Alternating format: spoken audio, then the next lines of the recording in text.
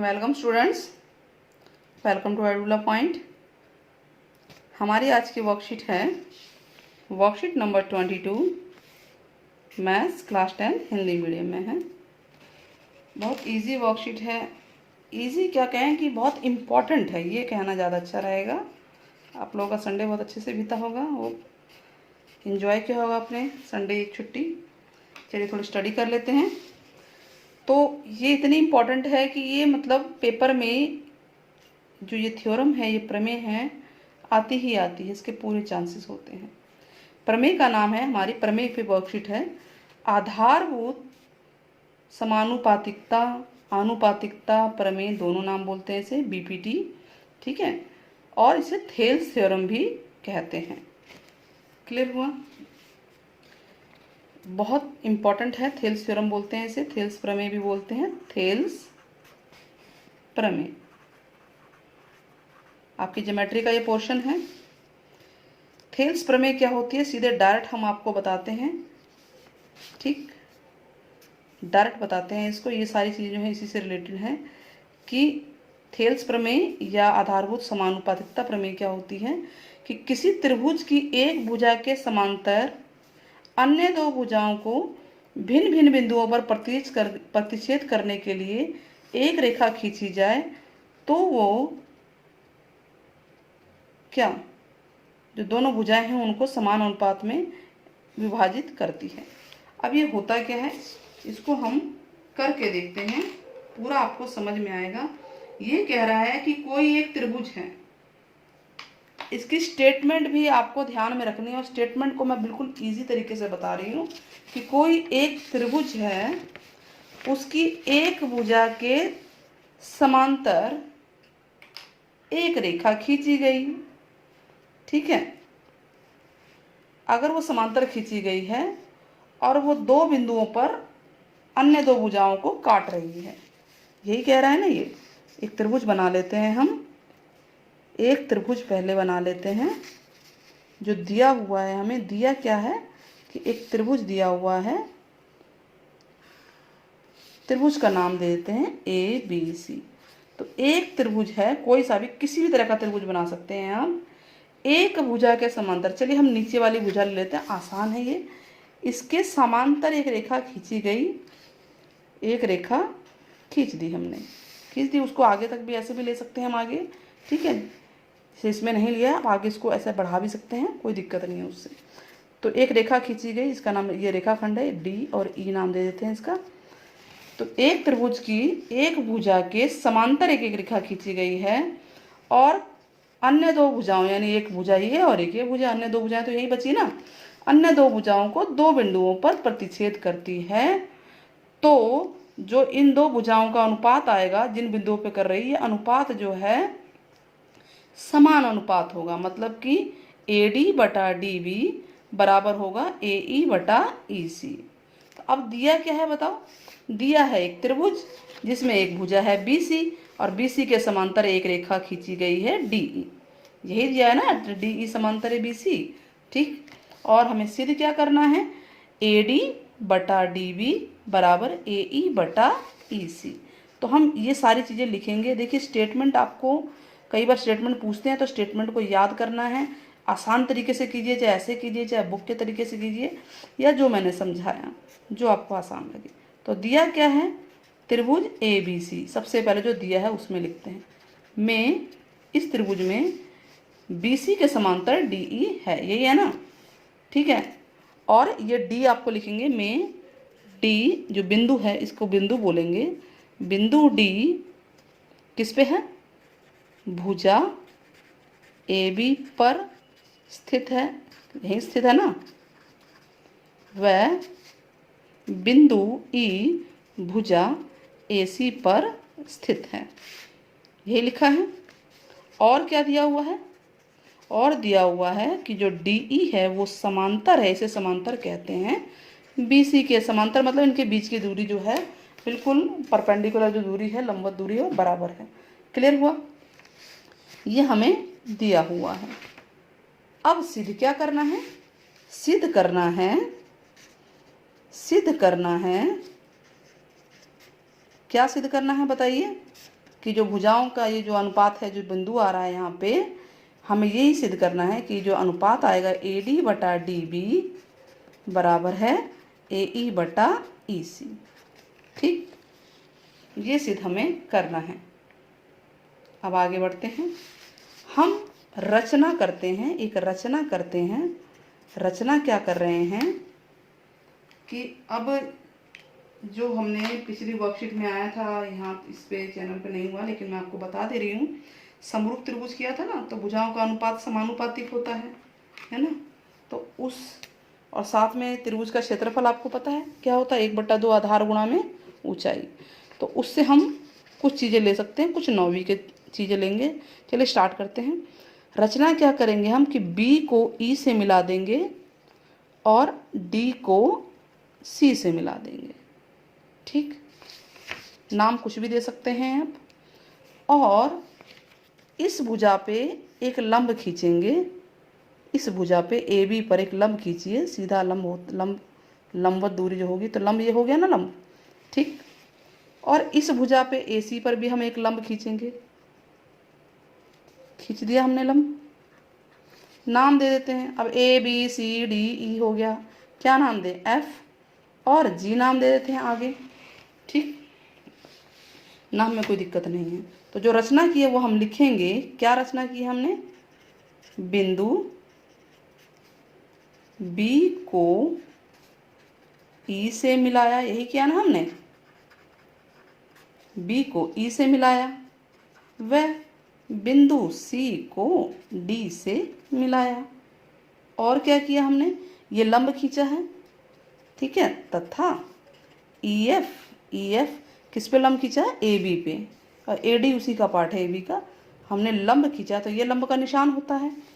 EF लंब खींचा है AB पे, वह DG लंब खींचा है किस पे, AC पर खींचा।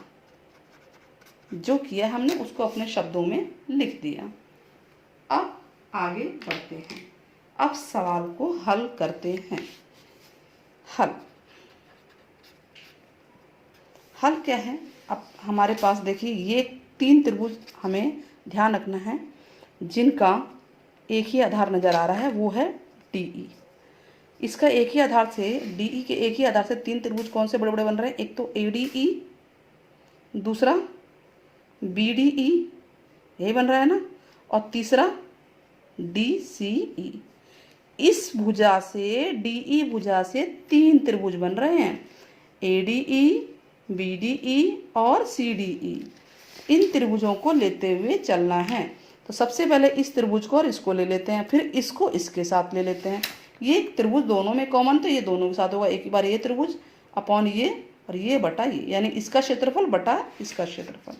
चलिए, त्रिभुज का क्षेत्रफल क्या होता है, 1/2 आधार गुणा में ऊंचाई, यही होता है ना। तो हम ये जानते हैं कि त्रिभुज का क्षेत्रफल किसी भी त्रिभुज का होता है 1/2 आधार गुणा ऊंचाई। ठीक है, तो अब ये त्रिभुज है, त्रिभुज क्या नाम है इसका, ADE का क्षेत्रफल बटा त्रिभुज BDE, त्रिभुज BDE का क्षेत्रफल 1/2 आधार गुणा ऊंचाई। अब ADE का आधार कहाँ है, जहाँ लंब पड़ेगा, लंब ये है तो आधार यही हो गया ना AD, तो ये है AD आधार और लंब है EF।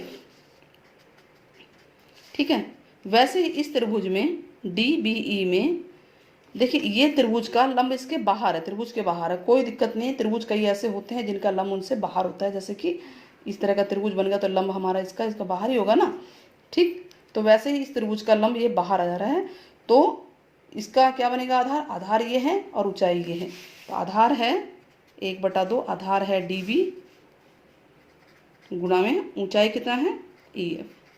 तो EF से EF कट गया, 1/2 से 1/2 कट गया, तो क्या आ गया है DB, AD बटा DB, ये आ गया हमारा पहला समीकरण।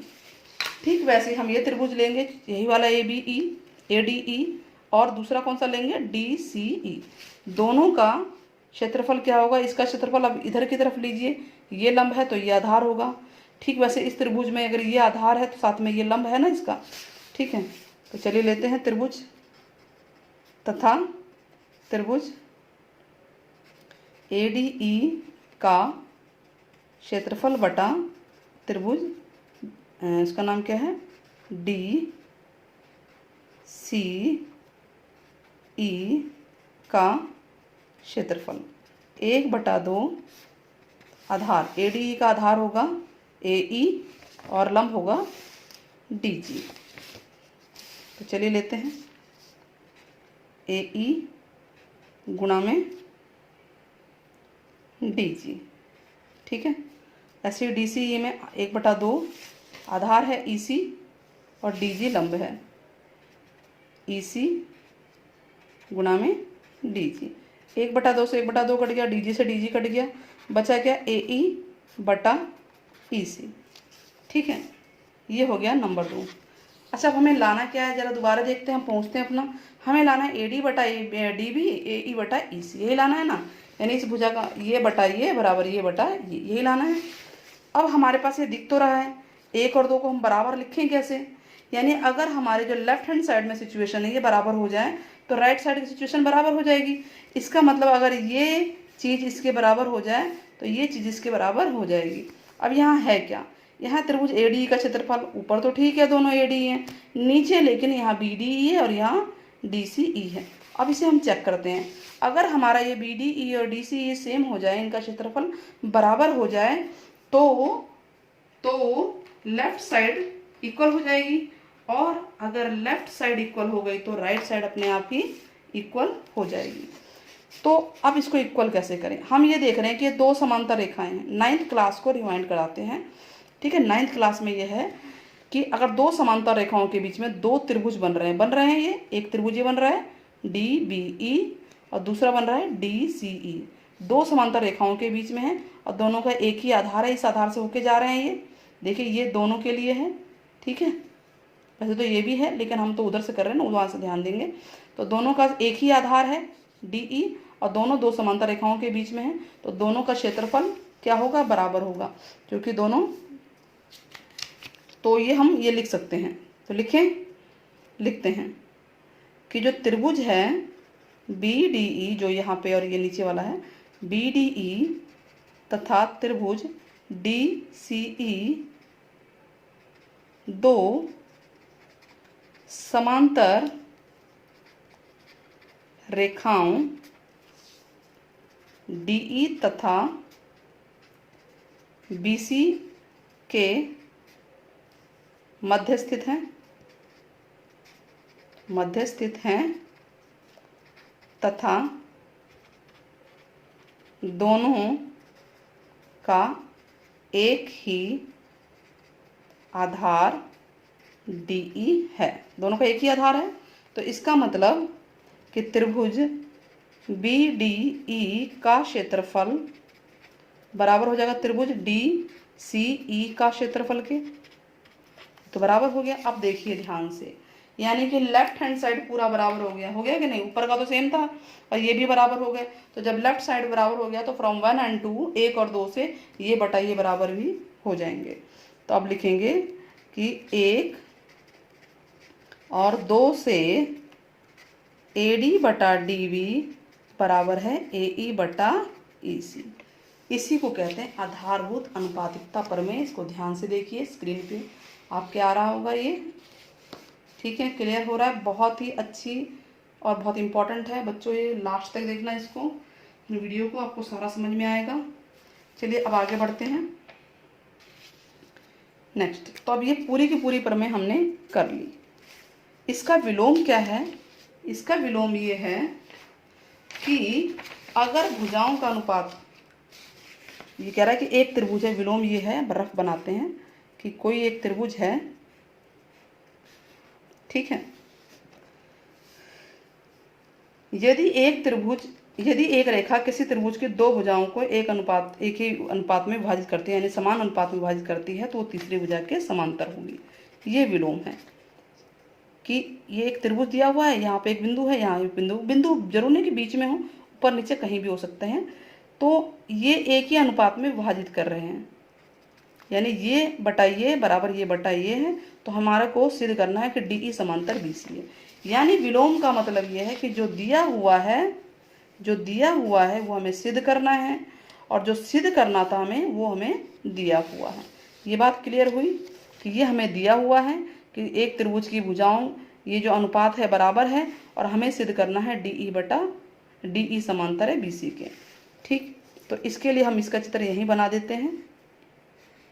ये त्रिभुज हो गया ABC, और ये D और E है।